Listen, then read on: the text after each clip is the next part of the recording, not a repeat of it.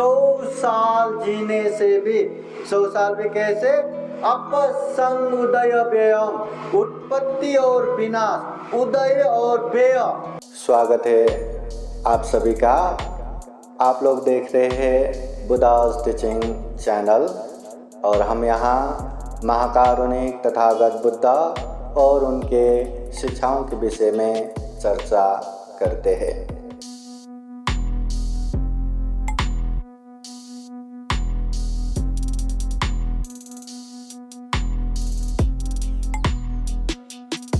समन्ता चक्रवालेषु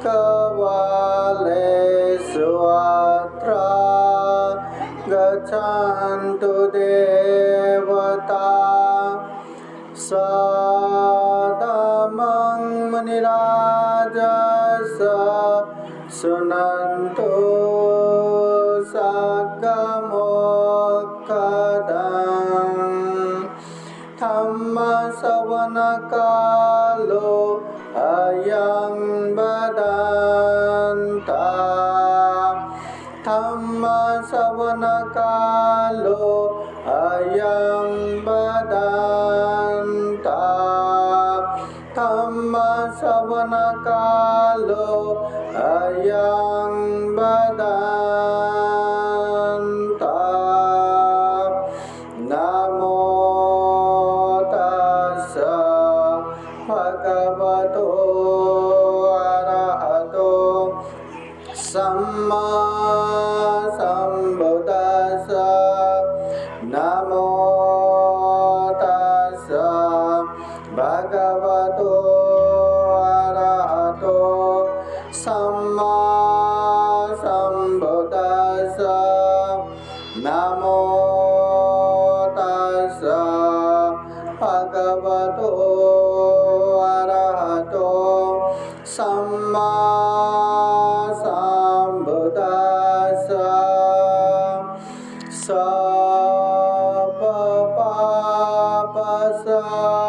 सर्वपापसकारणं कुशलस्य उपसम्पदा सच्चित्तपरियोदापनं एतं बुद्धानुशासनम्।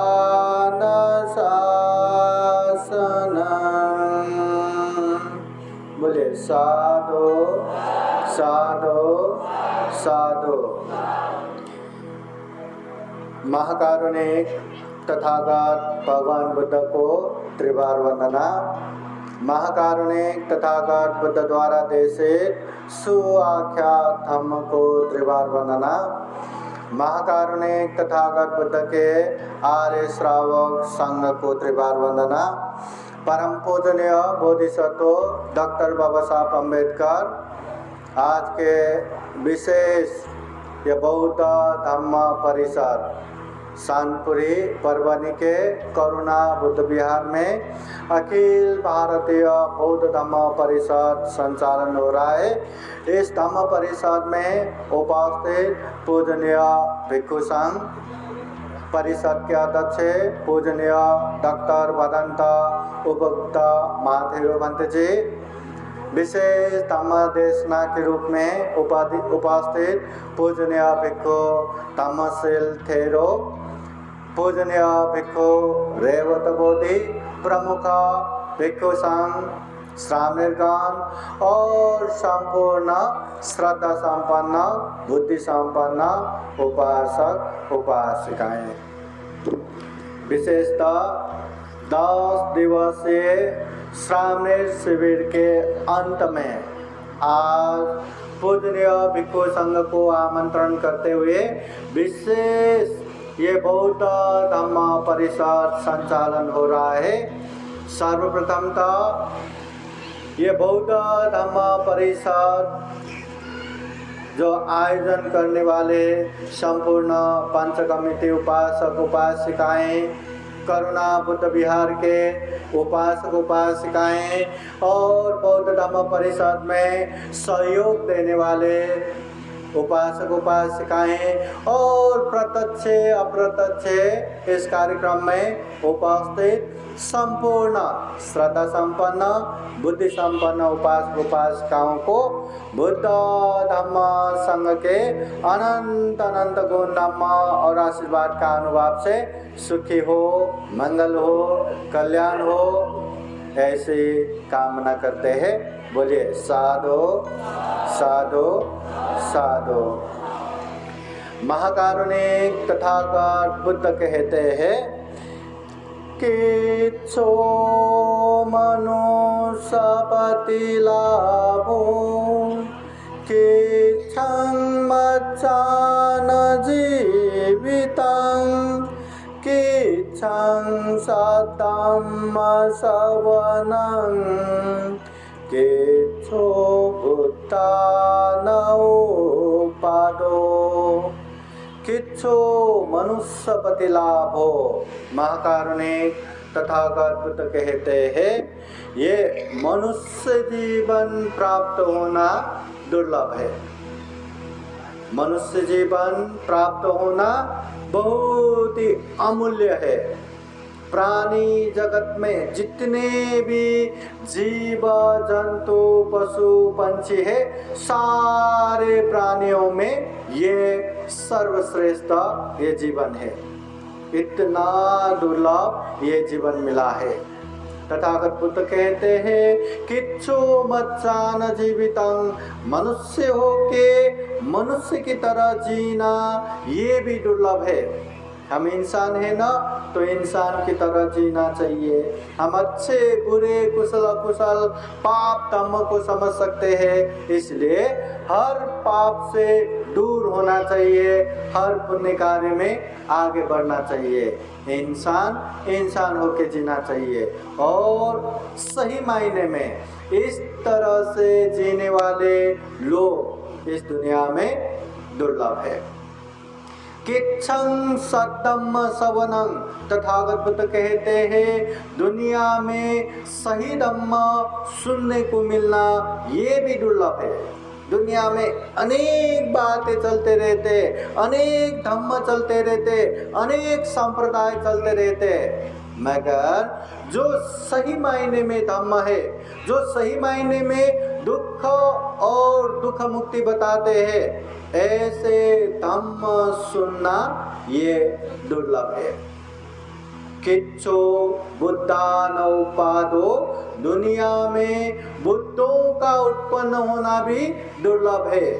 एक बुद्ध दुनिया में उत्पन्न हुआ तो वहां सैकड़ों हजारों नहीं लाखों करोड़ों प्राणियां दुख मुक्त होते हैं, अपने जीवन को धन्य धन्य बनाते हैं। दुख मुक्ति का जो मार्ग फल है श्रोतापत्ति, सकितागामी, अनागामी, अरहत, ऐसे मार्ग फल प्राप्त करते हैं। तथागत बुद्ध के समय में भी इस तरह का धम्म देशना होते थे, आज भी हो रहा है। पर फर्क क्या है? बुद्ध जब उपदेश देते थे, उपासक उपासिकाएं खूब मन लगा के सुनते थे, खूब एकाग्र होके सुनते थे, खूब श्रद्धा पूर्वक सुनते थे और तथागत बुद्ध के उपदेश इतना जान के, इतना समझ के, इतना बोध करके सुनते थे कि उपदेश सुनते सुनते भी उपासक उपासिकाएं दुख मुक्ति के मार्ग फल प्राप्त करते थे। कोई तो श्रोतापति, कोई तो सकैतागामी, कोई तो अनागामी और कोई तो उपदेश सुनते सुनते दुख मुक्त निर्वाण भी प्राप्त करते थे। मगर अभी भी उपदेश सुनते थे, अभी भी उपदेश सुनते हैं। एक घंटा नहीं, घंटों घंटा और दिन भर भी उपदेश सुनते हैं। फिर भी उपदेश सुनते सुनते क्या हम में श्रद्धा चित्त है क्या हम में एकाग्रता है क्या हम ध्यान से सुन रहे, क्या समझ के सुन रहे, क्या जो उपदेश सुन रहे, जो बुद्ध वाणी है उसे बोध कर रहे, क्या है ना? अच्छे से बोध करके सुनेंगे तो हम दुख मुक्ति के मार्ग फल भी प्राप्त कर सकते हैं। ये फर्क है बुद्ध होना और ना होना। इसलिए दुनिया में बुद्ध का उत्पन्न होना भी दुर्लभ है। मनुष्य होके जीना दुर्लभ है, मनुष्य की तरह जीना दुर्लभ है, सत्कर्म सुनना दुर्लभ है और बुद्ध का उत्पन्न होना दुर्लभ है। उनमें से पहला दुर्लभ हमें प्राप्त हुआ है, वो है किच्चो मनुष्य पति लाभो, मनुष्य जीवन प्राप्त होना दुर्लभ है। हम मनुष्य है कि नहीं? हम ही मनुष्य आहे कि नहीं? आहे ना? मनुष्य आहे ना? तो हम मनुष्य है, तो हमें ये दुर्लभ जीवन प्राप्त हुआ है। बुद्ध कहते हैं जो इंसान पुण्य करते हैं वो सुगति में जाते हैं, जो इंसान पाप करते हैं और कुशल करते हैं वो दुर्गति में जाते हैं। मनुष्य से लेके जितने भी देवलोक, ब्रह्मलोक, अब्रह्मलोक, जितने भी लोक है वो सुगति है। और मनुष्य से नीचे नरक, प्रेत, तिर्यक, असुर, जो पशु पंछी जीव जंतु कीट पतंगे, वो सब के सब दुर्गति में आते हैं। तो मनुष्य सुगति में है। सुगति प्राप्त करने के लिए पुण्य लगता है कि पाप लगता है? क्या लगते? पुण्य लगता है। तो पुण्य लगता है तो हमें ऐसा मनुष्य जीवन प्राप्त हुआ है, तो हम पुण्यवान है कि नहीं? पुण्यवान है कि नहीं? इतना पुण्यवान जीवन मिला है, इतना दुर्लभ जीवन मिला है, और ऐसे दुर्लभ में सत्कर्म सुनने का दुर्लभ प्राप्त हुआ है, बुद्ध प्राप्त हुआ है।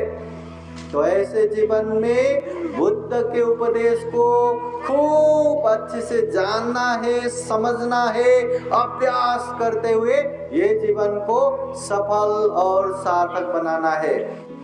उपासक उपासिकाएं, इतना दुर्लभ ये जीवन है, ये जीवन इतना दुर्लभ है कि एक बार मनुष्य जीवन से पतन हो गया, जाने अनजाने में कुछ गलत किया, कुछ अकुशल किया, कुछ पाप किया, और वो पाप इतना भारी हो गया कि खींच खींच के हमें दुर्गति के तरफ लेके गया। तो एक बार दुर्गति में पतन होने के बाद फिर से मनुष्य जीवन प्राप्त करना बहुत ही मुश्किल है, बहुत ही दुर्लभ है, तथागत बुद्ध कहते हैं। और तथागत बुद्ध ये बातें समझाने के लिए एक उदाहरण देते हैं, एक कहानी द्वारा समझाते हैं। तथागत बुद्ध कहते हैं एक विशाल समुद्र है, महासमुद्र है। वो समुद्र इतना बड़ा कि हम कल्पना भी नहीं कर सकते। और ऐसे बड़े समुद्र में एक छोटा सा बांस का लकड़ी पड़ा है, और वो लकड़ी एक ही जगह टिका नहीं रहता। जिस तरफ से हवा बहते उसी तरफ, जिस तरह से लहरें आते उसी तरफ, ऐसे पूर्व से पश्चिम, पश्चिम से उत्तर, उत्तर से दक्षिण, इधर उधर चलता रहता है, बहता रहता है, चलता रहता है, बहता रहता है। और वही महासमुद्र में एक कछुआ रहता है, और वो कछुए भी अंधे। वो अंधे कछुए समुद्र के नीचे ही रहता है, और 100 साल के एक बार, 100 साल में एक ही बार अपना सर वो समुद्र के सतह में निकालते हैं, पानी के ऊपर निकालते हैं। और वो समुद्र में जो इधर उधर तैरा, जो बांस के छड़ी है ना, वो बांस के छड़ी में एक छोटा सा छेद है कि वो कछुए का सर डालने जितना। तो बुद्ध कहते हैं वो विशाल समुद्र में यहाँ वहाँ एक जगह टिका न रहने वाले बांस के छड़ी में जो छेद है, वो छेद में 100 साल में एक ही बार अपना सर पानी के ऊपर निकालने वाला, वो भी अंधे वो कछुए अपना सर वो बांस के छड़ी में डाल पाएगा क्या? डाल सकेंगे क्या? संभव है क्या? 100 साल में एक ही बार वो अपना सर निकालेगा, फिर पानी के नीचे ही बैठा रहेगा वो अंधे कछुए। और वो बांस की छड़ी भी एक ही जगह टिका नहीं रहता, इधर उधर चलते रहता है। तो बताइए, ऐसे में वो अंधे कछुए अपना सर बांस की छड़ी में जो छेद है उसमें डालने के लिए कितना समय लगेगा? कितना समय लगेगा? क्या ये संभव भी है क्या? संभव भी है क्या? देखा जाए तो संभव ही नहीं, असंभव जैसा है। पर तथागत बुद्ध कहते हैं, अगर वो बांस के छड़ी चिरकाल तक नष्ट नहीं हुआ, अगर वो अंधे कछुए चिरकाल तक जिंदा रहा, तो जल्दी ही वो समय आएगा, जल्दी ही वो समय आएगा जब वो अंधे कछुए अपना सर वो बांस के छड़ी के वो छेद में डालेगा। मगर एक बार मनुष्य जीवन से पतन हो गया तो फिर से मनुष्य जीवन प्राप्त होना उससे भी कईयन ज्यादा मुश्किल है। बता कितना मुश्किल है ये मनुष्य जीवन प्राप्त होना। एक बार मनुष्य जीवन से पतन हो गया तो मानो जैसे दलदल में फंसे पत्थर समान, वो निरंतर नीचे जाएगा, अपने आप ऊपर नहीं आ सकता। वैसे ही मनुष्य जीवन से पतन हो गया तो उसका हालत वैसा ही है। क्यों ऐसा है? क्यों ऐसा है? क्योंकि हम मनुष्य है, हम में चिंतन मनन करने की शक्ति है, विवेक बुद्धि है, प्रज्ञा है, हर अच्छे बुरे को समझ सकते हैं, हर पाप धर्मों को समझ सकते हैं, हर पाप से दूर होके हर धर्म में हम आगे बढ़ सकते हैं। इतना दुर्लभ जीवन मिला है, इसके बावजूद भी हम पाप से दूर नहीं हो पाते, हम पुण्य कार्य में आगे नहीं बढ़ पाते। बुद्ध बार बार कहते हैं, सब पाप सकरनम, सभी प्रकार के पाप मत करो। पाप नहीं करना माहिती आहे की नाही? हाँ, पाप करायचं नहीं माहिती आहे की नहीं? पता है कि नहीं पाप नहीं करना? पता है ना। कुशल से उपसंपदा, अपने मतलब पुण्य कार्य करते जाओ, पुण्य कार्य करते जाओ। पुण्य करना चाहिए, पुण्य करायला पाहिजे, सर्वांनी माहिती आहे की नहीं? सबको पता है कि नहीं? पता है कि नहीं? पता है हमें। हाँ, सचित परियोतपनं, अपने चित्त को परिशुद्ध करना है। एतं बुद्धान शासनं, ये बुद्धों का शिक्षा है, ये बुद्धों का धम्म है, सबको पता है। न जाने कितने बार हम सुन के बैठे हैं, न जाने कितने बार हम दूसरों को बता के बैठे, पाप नहीं करना, धम्म करना, पाप नहीं करना, सबको पता है। इसके बावजूद भी क्या हम पाप से दूर है? क्या हम हर तरह के पाप से दूर है? क्या पाप नहीं करते क्या? हाँ, क्या हम हर तरह के पुण्य कार्य में आगे बढ़ते हैं? क्या हर तरह के पुण्य करते जाते हैं? क्या बगा इतना दुर्लभ जीवन मिला है, बाबा साहब की पुण्याई इतना दुर्लभ सत्कर्म मिला है, बुद्ध मिला है। इसके बावजूद भी हम पुण्य, धम्म, पाप, अकुशल जानते हैं, समझते हैं। पाप नहीं करना ये भी जानते हैं, पुण्य करना ये भी जानते हैं, इसके बावजूद भी हम पाप से दूर नहीं हो पाते, पुण्य कार्य में आगे नहीं बढ़ पाते। अब मनुष्य का ये हाल है। हम दूसरे मनुष्य की बात नहीं कर रहे, जो पाप धम्म समझते हैं, जो बुद्ध के उपासक उपासिकाएं हैं, जो बाबा साहब की पुण्य की बदौलत इतना सत्कर्म मिला है, इतना दुर्लभ बुद्ध मिला है, वो उपासक उपासिकाओं का हालत ऐसा है। तो सोचो, जो पशु पंछी है, जो जीव जंतु है, जो कीट पतंग है, वो लोगों को पाप धम्म ही नहीं समझता। कोई उसको समझाने जाए तो वो समझ भी नहीं सकता, वो क्षमता ही नहीं है। तो वो क्या पाप से दूर होगा, वो क्या धम्म में आगे बढ़ेगा? बढ़ ही नहीं सकता। तो ऐसे दुर्गति में जाने के बाद क्या वो पुण्य करेगा, क्या वो तम में आगे बढ़ेगा और पाप से दूर होके वो मनुष्य जीवन प्राप्त करेगा? ऐसा संभव है क्या? वो तो और पाप और पाप और पाप करते करते करते करते और दुर्गति में फंसता जाएगा। जैसे दलदल में फंसे पत्थर निरंतर नीचे नीचे नीचे नीचे नीचे जाएगा। अब इतना ये जो मनुष्य के साथ रहने वाले, जो कुत्ता देखो, बिल्ली देखो, उन लोगों को हम धम्म नहीं समझा सकते। उन लोगों से हम अपेक्षा कर सकते हैं क्या कि ये पाप नहीं करेगा क्योंकि ये बिहार में रहता है, ये धम्म करेगा क्योंकि ये बिहार में रहता है, ऐसा आशा रख सकते हैं क्या? नहीं। जंगल के राजा शेर भी जिंदा रहने के लिए निर्दोष प्राणियों का शिकार करना ही पड़ता है। तो इसलिए एक बार मनुष्य जीवन से पतन हो गया तो फिर से मनुष्य जीवन प्राप्त करना मुश्किल ही नहीं, बहुत बहुत मुश्किल है। इसलिए सजग रहो, सावधान रहो। इतना दुर्लभ जीवन मिला है, हम क्या कर रहे क्या नहीं कर रहे, बार बार परीक्षण करते जाओ, देखते जाओ।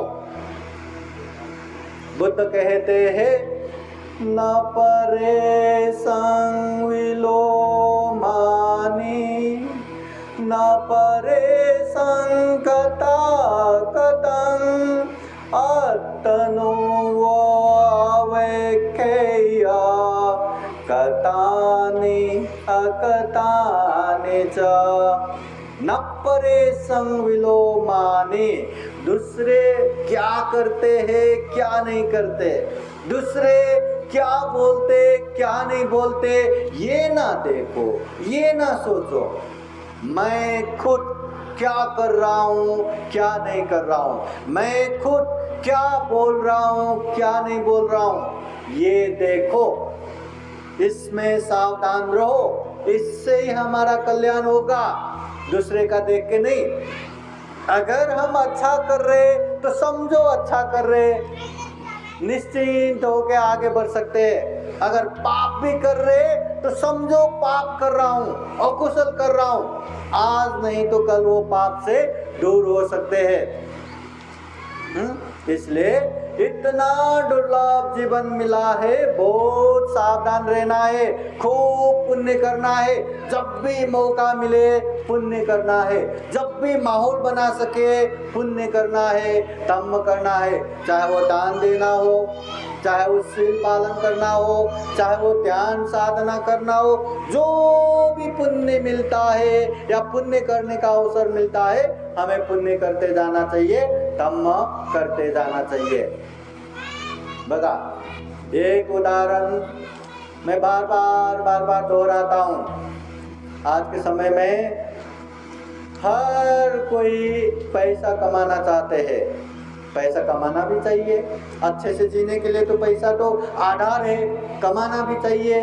और कोई सरकारी नौकरी ढूंढता है, वो सबको तो मिलता नहीं, तो यहाँ वहाँ काम करते हैं पैसा कमाने के लिए। और कोई थोड़ा होशियार है तो वो थोड़ा बहुत पैसा इन्वेस्टमेंट करके बिजनेस करते हैं, व्यवसाय करते हैं। अतः बगा देखिए, कोई एक इंसान 5 लाख रुपया लगानी करके, इन्वेस्टमेंट करके वो कोई बिजनेस करता है, समझ रहे क्या? वो बिजनेस करता है और वो 1 साल तक खूब मेहनत करता है, दिन रात एक करता है, इतना मेहनत करता है, इतना मेहनत करता है। और 1 साल तक मेहनत करते करते वो 5 लाख का 10 लाख बन गया, 20 लाख बन गया, तो उसको क्या हो गया? क्या हो गया? फायदा हो गया। और 1 साल तक मेहनत करते भी 5 लाख का 5 लाख ही रह गया, तो क्या हो गया? न नाफा न नुकसान, मगर साल भर का मेहनत खत्म। मगर काम करते मेहनत करते वो 5 लाख का सिर्फ अभी 1 लाख ही बच गया, 2 लाख ही बच गया, तो क्या हो गया? नुकसान हो गया ना। जो मेहनत है वो तो खत्म हो ही गया, अपने जो लगानी है इन्वेस्टमेंट है उसमें भी नुकसान हो गया। अब कोई बिजनेस करने वाले नुकसान के लिए काम करते हैं क्या? नुकसान के लिए काम करते हैं? या 5 लाख का 5 लाख ही रहे, मैं साल भर खेलता हूं करके काम करेगा क्या? नहीं, वो 5 लाख का 10 लाख 20 लाख बने उस तरह से मेहनत करता है, बराबर ना? जो इंसान सिर्फ 5 लाख इन्वेस्टमेंट करते हैं, 5 लाख लगाने करते, फिर भी वो 5 लाख को 10 लाख 20 लाख बनाने के लिए कितना मेहनत करते हैं, कितना परिश्रम करते हैं, दिन रात एक करते हैं ना, मेहनत करते हैं ना। बगा वो लोग इतना मेहनत करते हैं 5 लाख इन्वेस्टमेंट करने वाले। अभी हम देखो, हम तो मनुष्य है, दुर्लभ जीवन है। बुद्ध स्वयं कहते हैं ये दुर्लभ जीवन है, ये मनुष्य जीवन दुर्लभ है। ऐसे दुर्लभ जीवन, ऐसे पुण्यवान जीवन हम इन्वेस्टमेंट कर रहे हैं, सारा जीवन हम इन्वेस्टमेंट कर रहे हैं, और सारा जीवन इन्वेस्टमेंट करते करते करते करते हाँ खूब पुण्य करके, खूब धर्म करके हमें सुगति मिल गया या दुख मुक्ति के मार्ग फल प्राप्त हो गया, तो हमें क्या हो गया? फायदा हो गया। अब पुण्य करते करते करते करते भी सिर्फ मनुष्य जीवन ही प्राप्त हो गया, तो क्या हो गया? न फायदा न नुकसान, मनुष्य तो है ही, फिर से मनुष्य ही हो गया, बस सारा जीवन वेस्ट गया, बर्बाद हो गया। मगर जाने अनजाने में हमने गलत कर दिया, कुशल कर दिया, पाप कर दिया और सर के बल दुर्गति में पतन हो गया, तो क्या हो गया? बहुत बड़ा नुकसान हो गया, बहुत बड़ा नुकसान हो गया। क्या हमें नुकसान स्वीकार है क्या? क्या हमें नुकसान पसंद है क्या? पसंद है? हाँ, अगर पसंद है तो गलत भी करो, पाप भी करो, अकुशल भी करो, जो देखा जाएगा। मगर नहीं, हमें नुकसान बिल्कुल पसंद नहीं, और हमें जैसा कि तैसा भी पसंद नहीं। हमें तो फायदा ही चाहिए, हमें तो प्रॉफिट ही चाहिए। तो ऐसा है तो दुर्लभ जीवन है ना, पुण्यवान जीवन है ना। खूब मेहनत करो, खूब परिश्रम करो, और परिश्रम पुण्य करने के लिए करो, परिश्रम धम्म करने के लिए करो। जब तक धम्म नहीं समझता समझो, जब तक पुण्य नहीं समझता अच्छे से समझो, और समझ के ऐसे ही रखना नहीं है। अरे आता तुम्ही खूप बिजी आहे, नंतर करू ना, असं बसायचं नसते। हाँ, ये दान देना, अरे बहुत अच्छा है, पर अभी तो मैं कमा रहा हूँ, कमाने दो। अभी मेरे पास 1000 रुपया ही है, मैं लाख रुपया होने के बाद दान दूंगा। नहीं, मेरे पास लाख रुपया है, करोड़ होने के बाद दान दूंगा। नहीं, मेरे पास 1 करोड़ ही है, 100 करोड़ होने के बाद दान दूंगा। अगर कल करूंगा ऐसा करते रहेंगे तो शायद वो कल आए ना आए, और आ भी गया तो उस समय हम वो दान दे पाए या न पाए कोई ठिकाना नहीं। इसलिए बुद्ध कहते हैं अभिठरेत कल्याणे पापा चित्तं निवारे। पुण्य करने का मन हो तुरंत करो, अभी के अभी करो, तत्काल करो। नहीं बाबा, कल करेंगे ना, परसों करेंगे ना, मेरा वाद दिवस आ रहा है, जन्म दिवस आ रहा है, तब करेंगे ना। ऐसा करते बैठेंगे तो मन में पाप चित्त जल्दी आएगा, लोभ लालच बढ़ेगा, और वो दान नहीं दे पाएंगे। द्वेष दुराभावना बढ़ेगा, आप शील नहीं पालन कर पाएंगे, मोह मूर्खता बढ़ेंगे, ध्यान साधना नहीं कर पाएंगे। इसलिए पुण्य तुरंत करना चाहिए, धम्म तुरंत करना चाहिए। जितना जल्दी हम धम्म करेंगे, जितना जल्दी हम पुण्य करेंगे, उतना ही हमें लाभ होगा, उतना ही हमें कल्याण होगा। देखो, जीवन आज है कल नहीं, कोई ठिकाना नहीं। कोई भी इतना तक जिएंगे ऐसा गारंटी लेके आए वाला वहां यहाँ कोई भी नहीं है। कोई कह सकता है क्या मैं 60 साल तक जीऊँगा, 80 साल तक जीऊँगा, 100 साल तक जीऊँगा, कह सकता है क्या? हाँ, कोई गारंटी लेके आए हैं क्या? अरे कितने कितने यहाँ माँ के गर्भ में ही मर जाते हैं, जन्म होते ही मर जाते। ऐसे में तो हमने इतना साल जी लिया। कोई बाल्यकाल में मर जाते, जवानी में मर जाते, कोई अर्ध वयसे में मर जाते, कोई बुढ़ापे तक जीता है, पर मरता एक दिन जरूर है। हर कोई मरना है, मरता ही है। तो ऐसे मरने वाले जीवन में हम क्या लेके जाएंगे? जीवन भर हम धन संपत्ति कमाते हैं, क्या मरने के बाद वो धन संपत्ति लेके जा पाएंगे? जीवन भर ये मेरा पुत्र, ये मेरा परिवार, ये मेरा मेरा करके बैठते हैं, वो परिवार साथ में आएगा क्या? जीवन भर ये मेरा हाथ, ये मेरा पैर, ये मेरा शरीर करके कितने लाड प्यार से संभाल के रखते हैं, क्या ये शरीर भी साथ में आएगा क्या? कुछ भी नहीं आने वाला।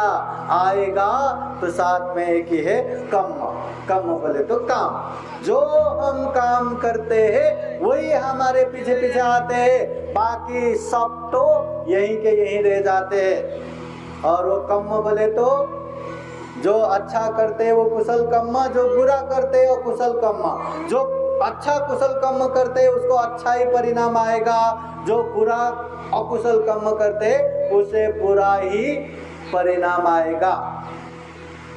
सुख शांति चाहिए तो कुशल कर्म, दुख अशांति चाहिए तो अकुशल कर्म। सब हमारे हाथ में है। कोई हमें दुख देने के लिए बैठा नहीं है, कोई हमें सुख देने के लिए भी बैठा नहीं है, कोई हमें वरदान भी नहीं देता, कोई हमें श्राप भी नहीं देता। बुद्ध कहते हैं अत्ताई अत्तनो नाथो, कोई नाथो परोसिया। हम खुद के मालक खुद ही है, कोई हमारे मालक नहीं है। अच्छा करेंगे तो जीवन में सुख शांति आएगा, बुरा करेंगे अकुशल करेंगे पाप करेंगे तो दुख अशांति आएगा। बुद्ध बार बार कहते हैं दुनिया में ज्यादा समय तक जीना ये मायने नहीं रखता, लंबे समय तक जीना ये मायने नहीं रखता, 100 साल तक जीना ये मायने नहीं रखता। मायने रखता है जितने समय हम जीते हैं, क्या हम पुण्य करके जिए, क्या हम धम्म करके जिए, क्या अपने आप को संयमित करके जिए, क्या हम दानी बन के जिए, क्या हम सीलवान होके जिए, क्या हम एकाग्र होके जिए, क्या ये मायने रखता है। इसलिए तथागत बुद्ध बार बार कहते हैं यो चे वत्स सतंग जीवे दुस्सीलो असमाहितो। 100 साल तक जीते हैं मगर दुस्सील होके असंयमित होके 100 साल तक जीते हैं, तो वो जीने का कोई भी मतलब नहीं है, कोई भी लाभ नहीं है। ये काहं जीवितं सय्यो, एक दिन जीना भी श्रेष्ठ है, एक दिन जीना भी उत्तम है। हाँ, कैसे जीना उत्तम है? संयमित होके सीलवान होके एक दिन जीना भी श्रेष्ठ है, उत्तम है। तथागत बुद्ध कहते हैं उपासक उपासिकाएं इसलिए बहुत ही ध्यान देना कि मैं क्या कर रहा हूँ क्या नहीं कर रहा हूँ, मैं पुण्य कर रहा हूँ या पाप कर रहा हूँ, बहुत ध्यान देना जरूरी है। हम क्या कर रहे हैं कोई दूसरा ध्यान दे के हमें कोई लाभ नहीं होगा। कोई हमें कहे अरे तुम तो पाप कर रहे हो, हमें अच्छा लगेगा क्या? हम उसे थैंक यू बोलेंगे क्या? हाँ, अरे आपने मेरा सच्चाई दिखा दिया, खूब खूब मनापासन धन्यवाद, हाँ खूब थैंक यू, ऐसा बोलेंगे क्या? कहाँ बोलेंगे। कोई हमें पाप कर रहे हो ऐसा बोला तो अरे तू स्वतःचा बघा ना, हाँ अपना देखो ना, कितना गुस्सा आता है, कितना क्रोध उत्पन्न होता है, कितना द्वेष उत्पन्न होता है। इसलिए दूसरा हमें अच्छे से जानते ये मायने नहीं रखता, हम अपने आप को अच्छे से जानो। अपने आप को पहचानो। जब तक हम खुद को नहीं पहचानेंगे, जब तक हम खुद को नहीं जानेंगे, तब तक हमारा कोई भी कल्याण नहीं होगा, कोई भी लाभ नहीं होगा। बुद्ध एक समय धम्मपद में ऐसा भी कहते हैं, यो चैव सततं जीवे अपसंग उदय व्ययं ये काहं जीवितं सयो पश्यतो उदय व्ययं। यो चैव सततं जीवे, 100 साल जीने से भी, 100 साल भी कैसे? अपसंग उदय व्ययम, उत्पत्ति और विनाश, उदय और व्यय, ये ना देख के 100 साल जीना भी कोई लाभ नहीं है। ये काहं जीवितं सयो, एक दिन जीना भी श्रेष्ठ है, एक दिन जीना भी उत्तम है। पश्यतो उदय व्ययम, उदय व्यय को देख के, उत्पत्ति और विनाश को देख के, अनित्य भाव को देख के एक दिन जीना भी श्रेष्ठ है, उत्तम है। उत्पत्ति विनाश को देखते जाओ। महाकारुणिक तथागत बुद्ध ये उपदेश श्रावस्ती के जेतवन बुद्ध विहार में रहते समय एक पताचारा उपासिका के कारण ये उपदेश देते हैं। आप लोगों ने पताचारा का कहानी सुना है ना? सुना है कि नहीं? पताचारा, हाँ, किसी ने सुना है, किसी ने नहीं सुना है, तो हम इसको संक्षिप्त में आप लोगों को याद दिलाता हूँ। ये पताचारा श्रावस्ती नगर के धनाढ्य परिवार के एक लौती पुत्री, खूब सुख पूर्वक, खूब अच्छे से उसका पालन पोषण हो गया। जब बड़ी हो गई, 16 साल की हो गई, तो माता पिता को एक डर रहता है कि अपनी पुत्री यहाँ वहाँ न लगे, इसलिए घर के 7 माले के सबसे ऊपर सारा इंतजाम करके वही सुखपूर्वक उनका पालन पोषण करके रखा। पर बड़ी हो गई तो घर में अभी दूसरे कोई पुरुष से संपर्क नहीं, किसी से बोली वाला नहीं है, बोलने वाला नहीं है, तो घर में काम करने वाले एक नौकर से ही उसका प्रेम हो गया। और प्रेम इतना बढ़ गया कि अभी एक दूसरे से दूर नहीं हो पाया। तो क्या करें, घर वाले तो मानेंगे नहीं, और वो नौकर को भी हमेशा डर कि घर वाले को पता चला तो उसका तो जान ही ले लेगा। वो भी डर डर के जी रहे, अब करे तो क्या करे। फिर एक दिन दोनों ने निश्चय किया कि हम घर से भाग जाएंगे। घर वाले तो साथ देंगे नहीं, तो घर से भाग जाएंगे। तो उन लोगों ने निश्चय किया कि श्रावस्ती के अमुक गेट के पास हम मिलेंगे, फिर भागेंगे।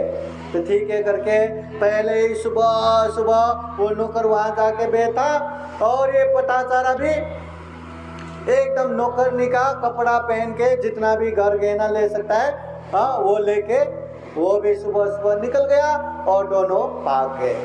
अभी दोनों भाग के कोई दूर गांव में उन लोगों ने घर बसाया। अब देखो, वो पताचारा जो इतने धनाढ्य परिवार के एकलौती पुत्री, कभी काम नहीं किया, अब गांव में आके उसको चूल्हा चौकी करना पड़ रहा है, खाना बनाना पड़ रहा है, घर का काम करना पड़ रहा है, कितना दुख कष्ट। फिर भी जिसको चाहते थे वो साथ में करके आराम से जी रहा। अब रहते होते अभी वो गर्भवती हो गई। गर्भवती होते होते उसका महीना बढ़ रहा है, 7 महीना हो गया, 8 महीना हो गया। तो वो बार बार अपने पति को कहती है कि अभी मैं गर्भवती हो गया, बच्चा कभी भी होगा, यहाँ कोई अपने नहीं है, चलो मायके चलते हैं, वहाँ मेरी माँ है, अपने लोग हैं, मेरा अच्छे से वहाँ अच्छे से देखभाल होगा, चलो। तो उसके पति कहते अरे मैं उस घर का नौकर होके मालकिन की बेटी को ऐसे लेके आया, वहां गया तो मुझे तो मार ही डालेगा। नहीं नहीं नहीं नहीं, वहां नहीं जाएंगे। फिर भी अरे कुछ भी कहो, माँ माँ ही होता है, कितना भी गाली दे, कितना भी कहे, माफ तो कर ही लेगा ना, चलो माफी मांगेंगे, वहीं जाएंगे, चलो चलो चलो चलो। पर कितना भी कहो, उसके पति हिम्मत नहीं कर पाया। चलो ठीक है, कल जाएंगे परसों जाएंगे, कल जाएंगे परसों जाएंगे, उसी में अटका के रखा। अब 9 महीना हो गया, पटाचारा को डर लगा, अब क्या करेंगे, यहाँ देखने वाला कोई नहीं, कभी भी प्रसूति हो सकता है, अब मेरे पति मुझे लेके जाने की हिम्मत नहीं कर पाएंगे, चलो अब मैं अकेली जाती हूँ। अड़ोस पड़ोस को बोल दिया कि मैं मायके जा रहा हूँ, मेरे पति को बोल देना करके वो चले गए।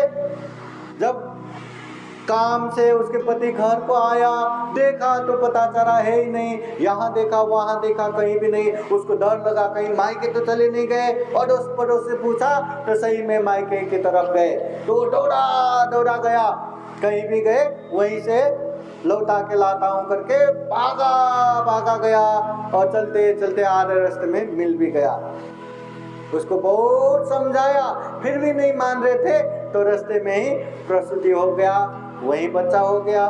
अब बच्चा जन्म देने के लिए मायके जाना था, रास्ते में ही बच्चा हो गया, तो फिर से जाने की जरूरत नहीं, वही बच्चा लेके दोनों अपने घर की तरफ, गांव की तरफ ही आ गया। ऐसे ही दूसरी बार भी हो गया, दूसरी बार भी गर्भवती हो गया, महीना बढ़ते गए, तो उस समय भी अब तो बच्चा भी, एक बच्चा भी है, ये दूसरा बच्चा है, अब तो चलो मायके, अब तो माँ बाप के पास चलेंगे। उस समय भी हिम्मत नहीं कर पाया, कल जाएंगे परसों जाएंगे कर करके रखा, तो 9 महीना हो गया, फिर से पता चला, डर गए। हाँ, फिर से वो छोटे से बच्चे, अभी पति तो हिम्मत नहीं करेंगे, चलो मैं ही जाती हूँ करके छोटे बच्चे को ऐसे ही हाथ पकड़ के, गर्भवती है, वो मायके की तरफ चले गए अड़ोस पड़ोस को बोल के। जब उसके पति उस समय भी वापस आया, देखा नहीं, फिर से मायके की तरफ गए, सुन के भागा, फिर गए, रास्ते में ही देख लिया, और उस समय भी खूब चलो चलो चलो चलो करके कितना भी वापस लाने की कोशिश किया, माना ही नहीं। अब क्या करे, ऐसे में फिर से बेटा हो गया, फिर से प्रसूति हो गया, पर इस बार बच्चा आराम से नहीं जन्म हुआ। तो बहुत ही कष्ट हो गया, इतना कष्ट हो गया, रात हो गया, बारिश होने लगा, और ऐसे में एक तो प्रसूति का बेटा, उसमें इतना बारिश, क्या करूं, उसके पति भी क्या करे, ऐसे कहीं दूर भी घर नहीं, गांव नहीं, क्या करे, चलो इधर उधर से कोई झाड़ पत्ता लाता हूँ, गीला भी हो फिर भी जलने वाला, ऐसे कुछ तो झाड़ पत्ता लाता हूँ, आग जलाता हूँ, थोड़ा तो सुकून मिलेगा करके यहाँ वहाँ झाड़ पत्ता ढूंढने के लिए गया तो आया ही नहीं। रात भर प्रसूति होके मुश्किल से बच्चा हो गया, रात बीत गया, अपने पति आए नहीं, तो पता चला एक तो छोटा बच्चा अभी रात भर दुख कष्ट से के अभी जन्माया हुआ बच्चा, प्रसूति कैसे हालत हुआ रहेगा। ऐसे हालत में भी अभी पति नहीं आए, क्यों नहीं आए करके पति जिस दिशा में गए उस तरफ ढूंढने के लिए गए, ढूंढते गया, थोड़ी दूर में वहीं उसके पति मरा मिल गया। रात को झाड़ पत्ता लेने के लिए जिस डाली में हाथ डाला था, वहाँ एक सांप बैठा था, सांप को पकड़ा तो सांप ने डस लिया और वहीं मर गया।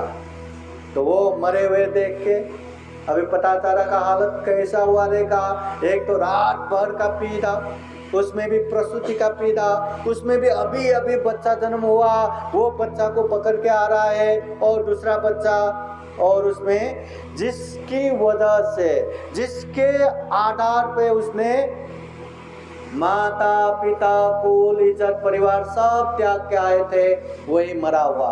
अब उसका हालत कैसा हुआ रहेगा।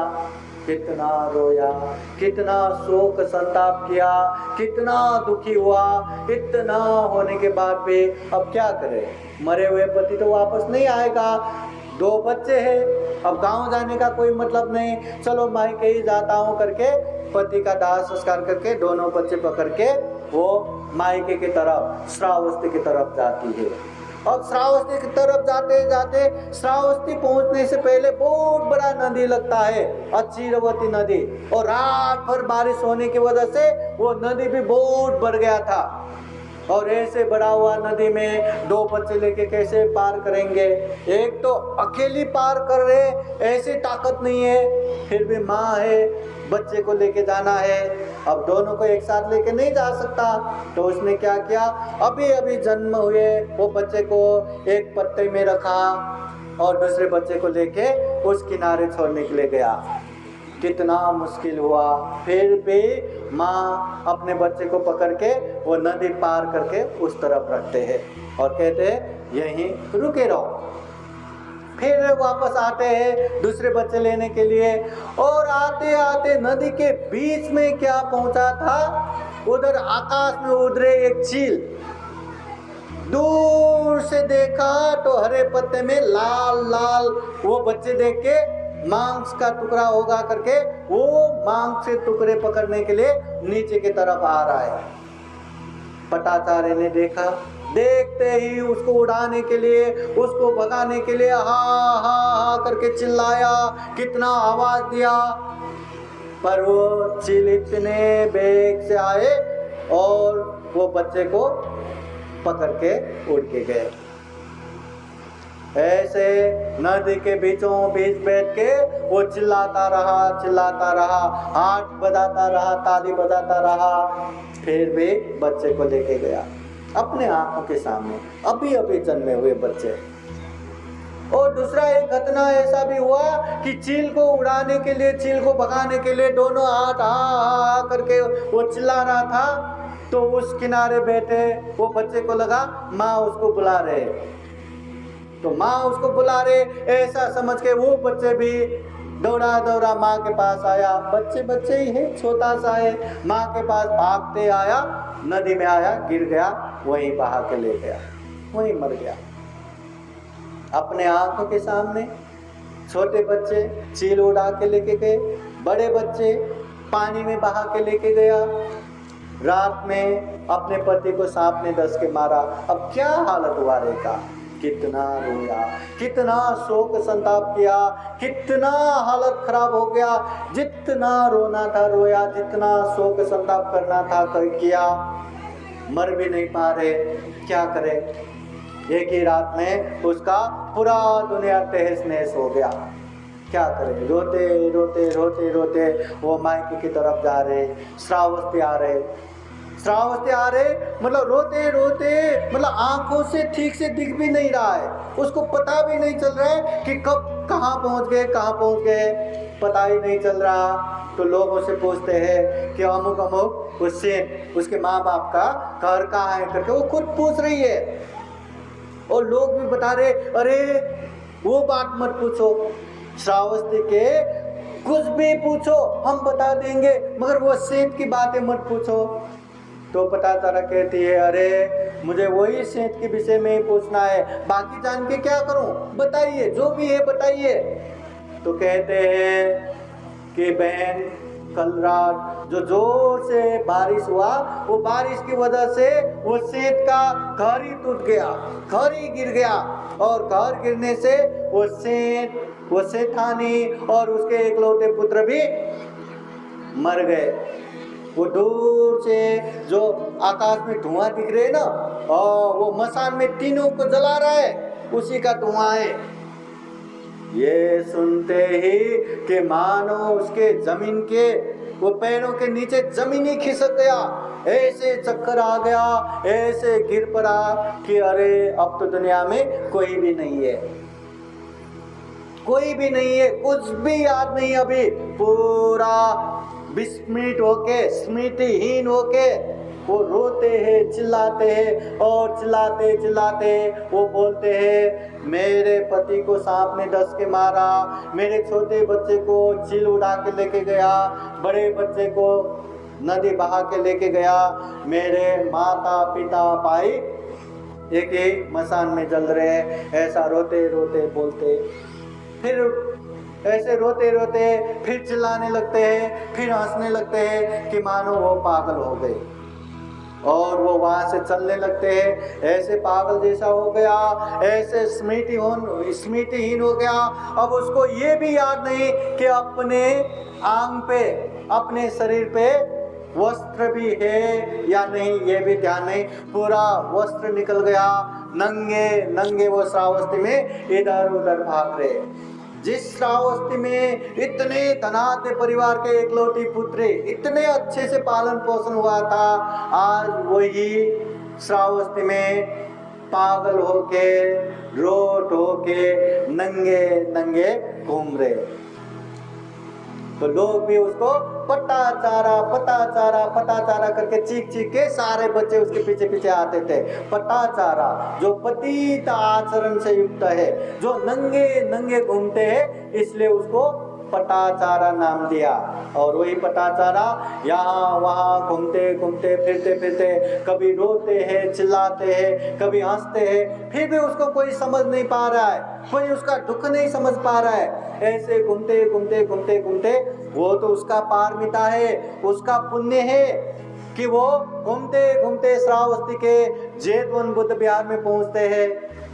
तथागत बुद्ध हजारों लोगों को धम्म देशना दे रहे हैं। तो लोगों का भीड़ देख के वो पताचारा भी कुछ तो खाने को मिलेगा, कुछ होगा करके उसी तरफ चलने लगते हैं। लोगों ने देखते हैं, अरे कौन नंगी पागल इस तरफ आ रहे, बुद्ध का उपदेश हो रहा है, अरे पताचारा मटाओ मटाओ करके उसको चिल्ला के भगाते हैं। बुद्ध ने देख लिया, बुद्ध ने देखते ही उपासक उपासिकाएं उसको मत भगाओ, आने दो। अब बुद्ध के कहने के बाद सब शांत बैठते हैं। वो पताचारा धीरे धीरे बुद्ध की तरफ आते हैं। दूर पहुंचते ही बुद्ध उसको कहते हैं, पताचारा होश रखो, स्मृति रखो। बुद्ध के तीखे ये जो शब्द है उनके दिलो दिमाग में इस तरह जाते हैं कि उसको होश आते अरे अपने आप को नंगे वो देख के शर्म से वहीं बैठ जाते हैं। तो लोगों ने कुछ कपड़ा देते हैं, वही कपड़ा लपेट के तथागत बुद्ध के पास जाते हैं और बुद्ध के पैरों में गिर के खूब रोते, खूब शोक संताप करते और बुद्ध को अपने दुख सुनाते हैं। भगवान, मेरे पति को सांप ने डस के मारा, उसी दिन मेरे छोटे बेटे को चील उड़ा के लेके गया, बड़े बेटे को पानी बहा के लेके गया, मेरे माता पिता भाई एक ही मसान में जल गया। ऐसे दुख सुनाते हैं। उस समय तथागत बुद्ध कहते हैं कि हे पताचारा, ये अनमतज्ञ संसार में जिसका अंत भी नहीं है, जन्म हो रहा है, मृत्यु हो रहा है, जन्म हो रहा है, मृत्यु हो रहा है, फिर से जन्म हो रहा है, मृत्यु हो रहा है, जन्म हो रहा है, मृत्यु हो रहा है, ऐसे अनमतज्ञ अनंत इस संसार में, इस दुख चक्र में न जाने कभी माता मरे, कभी पिता मरे, कभी भाई, कभी बहन, कभी ये मरे वो मरे। ऐसे प्रिय बिछोड़ में जो रोध होके आए ना, वो आंसू जमा करते तो पानी से बहे, मतलब आंखों से बहा हुआ वो पानी जमा करे, इकट्ठा करे तो समुद्र से ज्यादा हो चुका होगा। क्या फिर भी तुम शोक करते हो, फिर भी तुम संताप करते हो? तो बुद्ध के उपदेश सुन के उसने बुद्ध का उपदेश ध्यान से सुना, बोध किया। फिर उसको लगा कि ऐसी दुनिया में क्या अभी ये संसार में रहूं, कोई तो मेरा रहा नहीं, अब मैं बुद्ध के ही शिष्य बन के जाता हूं करके भिक्षुनी बन के जाती है। भिक्षुनी बन के एक दो हफ्ता बाद ये पताचारा ये पैर धो के बैठती है। पताचारा पैर धो के बैठती है। पहला पैर धोते समय पानी डालते हैं, वो थोड़ा आगे जाते हैं, सूख जाता है। दूसरी बार पैर धोने के लिए फिर पानी डालती है, थोड़ा आगे जाते, सूख जाते। फिर तीसरी बार पानी पैरों में डालते, वो थोड़ा दूर तक जाते, सूख जाते हैं। तो यही देख देख के अभी उसका आलम्बन होता है, उसका ध्यान होता है, उसका एकाग्र होता है। तो पताचारा भिक्षुनी सोचने लगती है कि अरे हमारा जीवन भी तो ऐसा ही है, जिस तरह थोड़ा पानी डाला, थोड़ा आगे गया, सूख गया। ऐसे ही कितने लोग माँ के पेट में मर रहे, जन्म होते ही मर रहे, छोटे उम्र में ही मर रहे, फिर थोड़ा पानी और डाला, थोड़ा दूर तक गया, वैसे ही लोग यहाँ जवानी में मर रहे, अर्ध वैसे में मर रहे, फिर पानी डाला, दूर तक गया, फिर सूख गया।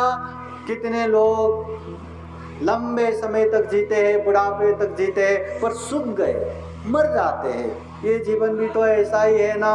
तो ऐसे सोच के बैठते हैं। तो तथागत बुद्ध ने पताचारा का जो पारमिता पुष्ट हुआ ऐसा जानकर, उसके मन के भाव को जानकर दूर से ही पताचारा को उपदेश देते हैं कि मानो सामने ही है।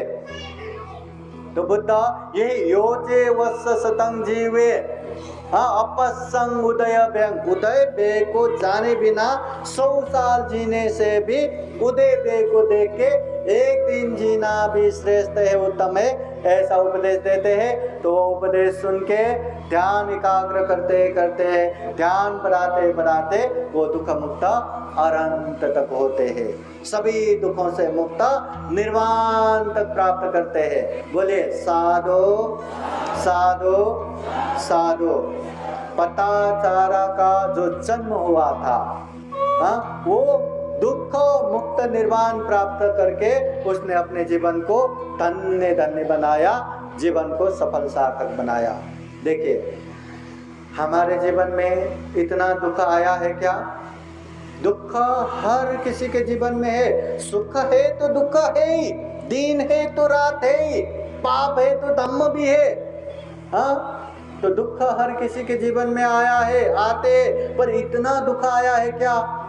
इतना दुख का सामना करने वाले पताचारा दुख मुक्त हो गए, अनंत हो गए, निर्वाण हो गए। तो हम नहीं हो सकते क्या? नहीं हो सकते क्या? हो सकते हैं, पर धम्म को अच्छे से जानना है, धम्म को अच्छे से समझना है, धम्म को अच्छे से पालन करना है। हम भी दुख मुक्त हो सकते हैं, धम्म को जानना जरूरी है।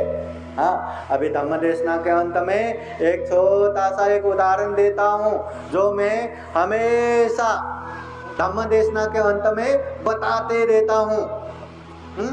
महाकारुणिक तथागत बुद्ध एक समय भिक्षु संघ को लेके एक जगह जाते हैं और भिक्षु संघ को वहां जमा करके जमीन से थोड़ा सा नख, अपने थोड़ा सा धूल अपने नख में उठाते हैं और पूछते हैं, भिक्षुओं बताओ मेरे नख में ज्यादा धूल है या पृथ्वी में ज्यादा धूल है? कहाँ ज्यादा धूल है? कहाँ ज्यादा धूल है? नख में ज्यादा धूल है या पृथ्वी में ज्यादा धूल है? कहाँ धूल ज्यादा है? हाँ, भिक्षुगण कहते, भगवान आपके नख में तो क्या धूल है, सारा पृथ्वी धूल ही धूल से भर पड़ा है। आपके नख में न्यू नहीं धूल है, गौ नहीं धूल है, थोड़ा ही धूल है, अल्प ही धूल है, पृथ्वी में धूल ही धूल भर पड़ा है।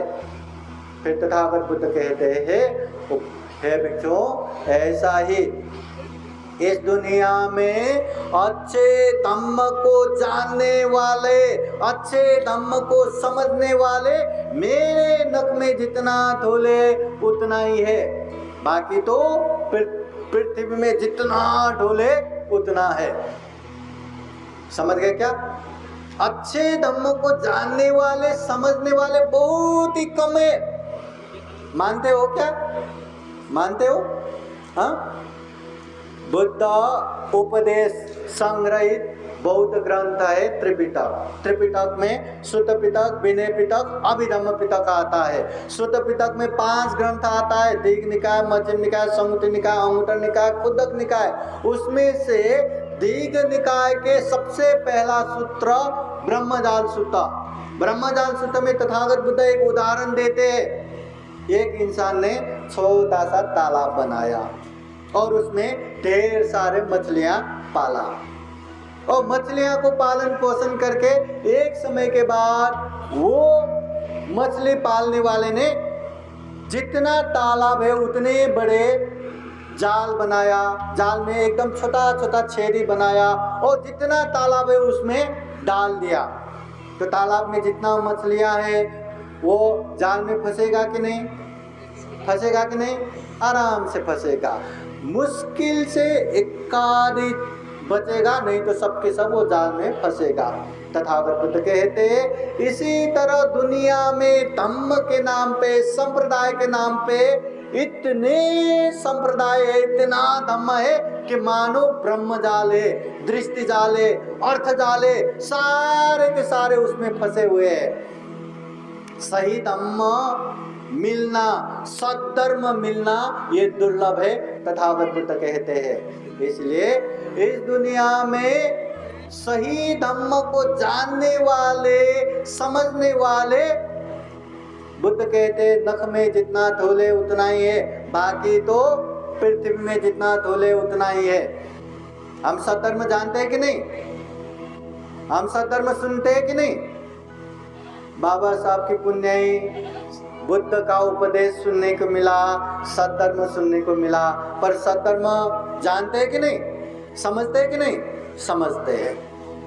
फिर तथागत बुद्ध कहते हैं इस दुनिया में सही धम्म को जान के सही रूप से पालन करने वाले मेरे नख में जितना धूले उतना ही है, बाकी तो पृथ्वी में जितना धूले उतना है। हम धम्म जानते हैं ना, वो धम्म को पालन करते हैं कि नहीं?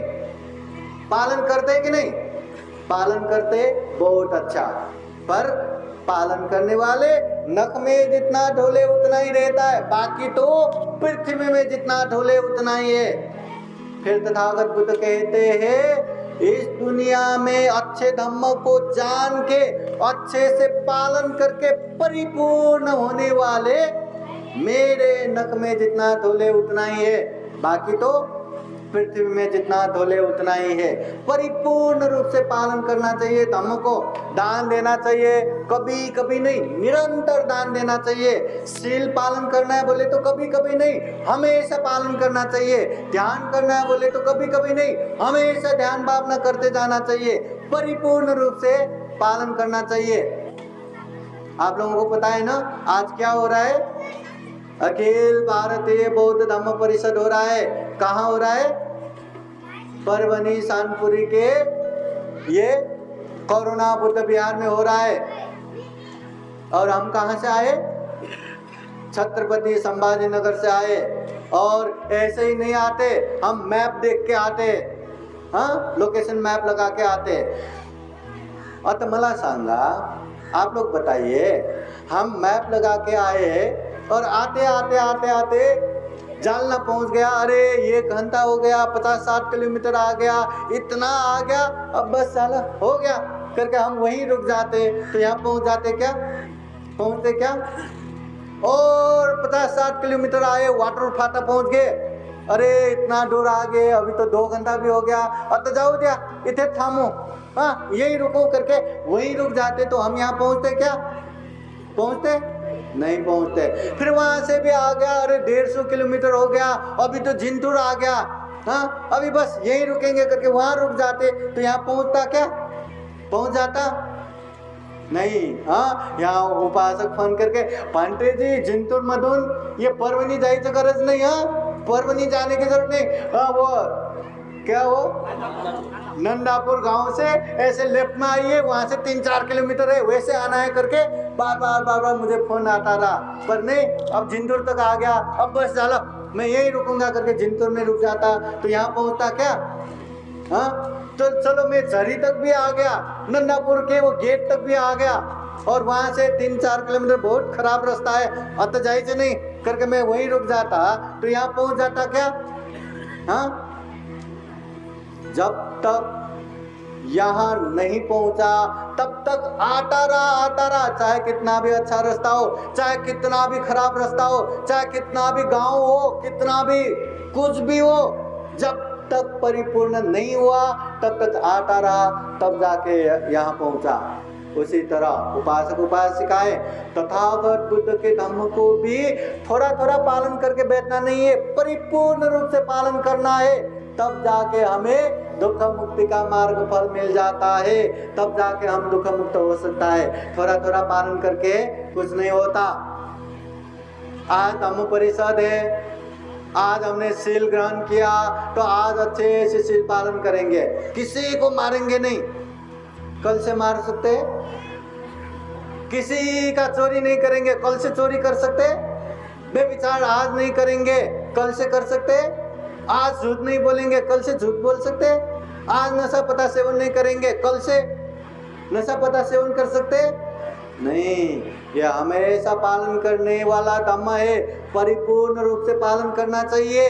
तो बुद्ध कहते हैं अच्छे धम्म को जान के अच्छे से पालन करने वाला और उसे भी परिपूर्ण रूप से पालन करने वाला, मेरे नख में जितना धोले उतना ही है, बाकी तो पृथ्वी में जितना धोले उतना है। तो हम किस में, तथागत बुद्ध के नख में आना है या पृथ्वी में आना है? हाँ, धम्म को अच्छे से जान के परिपूर्ण रूप से पालन करना है कि नहीं? करना है कि नहीं? हाँ, करने का संकल्प कीजिए, करते जाइए, करते जाइए, करते जाइए। आज नहीं तो कल सफल होगा ये। हाँ, बुद्ध गया जाना है और बुद्ध गया इस तरफ है। हाँ, बुद्ध गया जाना है, बुद्ध गया इस तरफ है और बुद्ध गया जाना भी चाहिए, वो सब पता है। पर हम इस तरफ नहीं उस तरफ जाएंगे, पहुंचेंगे क्या? हाँ, भागा भागा जाएंगे, पहुंचेंगे क्या? गाड़ी से जाएंगे, पहुंचेंगे क्या? फ्लाइट से जाएंगे, पहुंचेंगे क्या?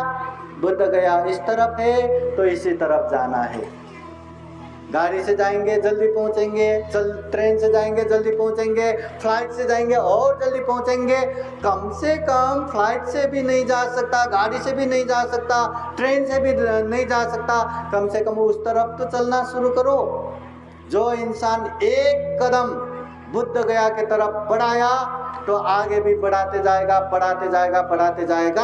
आज नहीं तो कल, कल नहीं तो 1 महीना 2 महीना बाद पर वो पहुंचेगा। मगर बुद्ध गया इस तरफ है और हम उस तरफ चलेंगे, दौड़ेंगे। 1 महीना तो क्या, 1 साल तो क्या, 1 जन्म तो क्या, कभी भी वहां पहुंच ही नहीं सकता।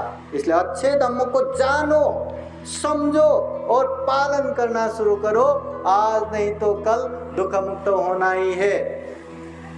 इसलिए उपासक उपासिकाएं हम भी जीवन में महाकारुणिक तथागत बुद्ध के धम्म को खूब अच्छे से जान सके, समझ सके और अच्छे से पालन कर सके।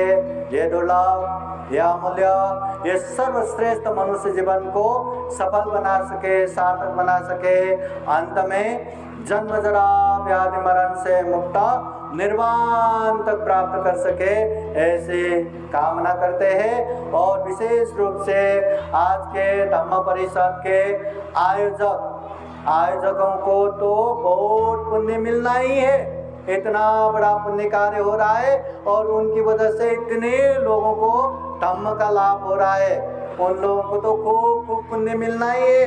तो आयोजक के साथ साथ जो सहयोग करने वाले दानदायक, दानदायिका और प्रत्यक्ष अप्रत्यक्ष सहभागी होने वाले संपूर्ण उपासक उपासिकाएं, सबके जीवन में बुद्ध का आशीर्वाद रहे, धम्म का आशीर्वाद रहे, संघ का आशीर्वाद रहे। जीवन में खूब सारा पुण्य धम्म करते हुए दुख मुक्त निर्वाण प्राप्त कर सके, ऐसी कामना करते हुए ये धम्म देशना यही समापन करते हैं। सबका मंगल हो, सबका कल्याण हो। भवतु सबका मंगलम। साधु साधु